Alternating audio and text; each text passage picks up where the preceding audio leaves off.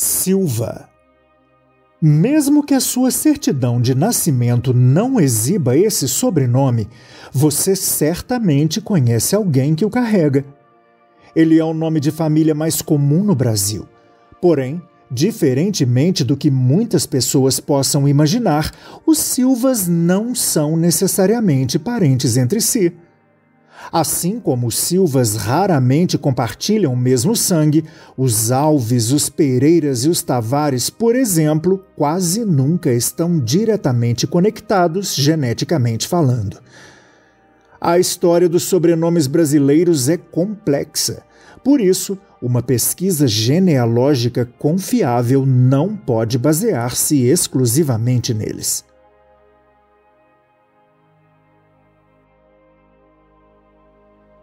O primeiro documento legal que estabeleceu as normas oficiais para o registro civil universal e obrigatório no Brasil entrou em vigor em 1889, ano da proclamação da República.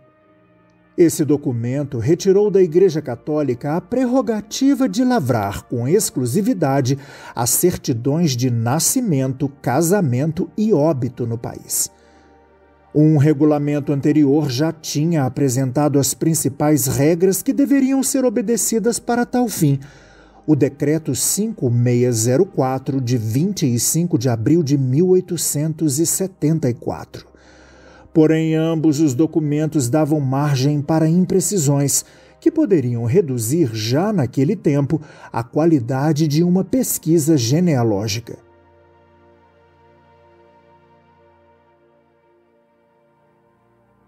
No final do século XIX, a legislação brasileira permitia que se omitisse da certidão de nascimento de uma criança o nome de seu pai, de sua mãe ou até mesmo de ambos, caso sua existência lhes causasse algum constrangimento social ou fosse motivo para escândalo.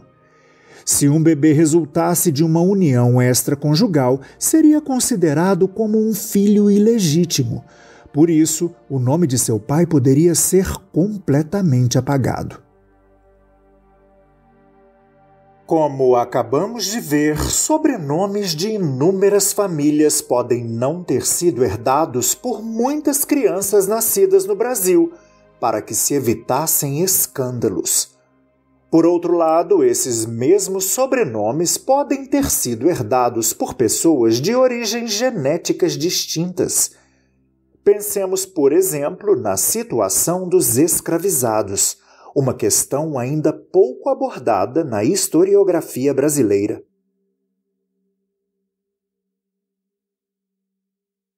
Os africanos que chegavam ao Brasil tinham suas identidades apagadas pelos seus senhores. Seus penteados, suas crenças religiosas, seus costumes e suas línguas originais eram desvalorizados e muitas vezes proibidos. Em um determinado momento, porém, os negros começaram a receber sobrenomes europeus. Alguns ex-escravos adotavam os sobrenomes de seus antigos senhores. Outros recebiam sobrenomes de seus padrinhos. Alguns carregavam sobrenomes que homenageavam santos da Igreja Católica.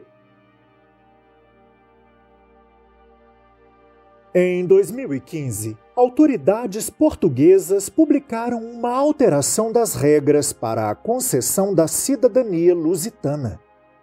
O documento tratava da naturalização de descendentes dos chamados judeus sefarditas, aqueles judeus que foram perseguidos pela Igreja Católica durante o período da Inquisição e foram obrigados a deixar a Península Ibérica a partir de 1496, por imposição do rei Dom Manuel.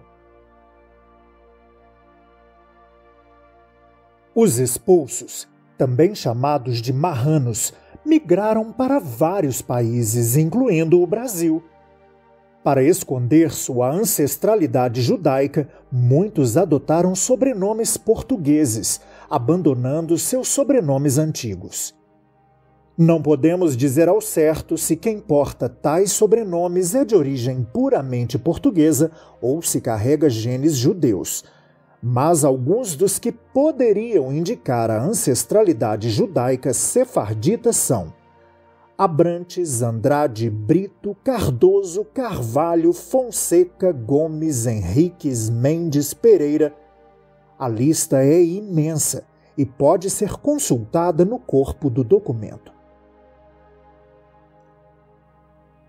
Atualmente ainda existem pais brasileiros que não incluem todos os seus sobrenomes nos nomes de seus filhos. O mais comum é que apenas o último sobrenome da mãe e o último sobrenome do pai sejam transferidos para a criança. Assim, sobrenomes continuam desaparecendo em muitas famílias com o passar das gerações. A forma mais confiável de descoberta da ancestralidade de uma pessoa é a realização de um teste de DNA que tenha sido desenvolvido por um laboratório especializado. Existem muitos no mercado e, em um momento mais oportuno, conheceremos um pouco mais sobre como esses testes são feitos.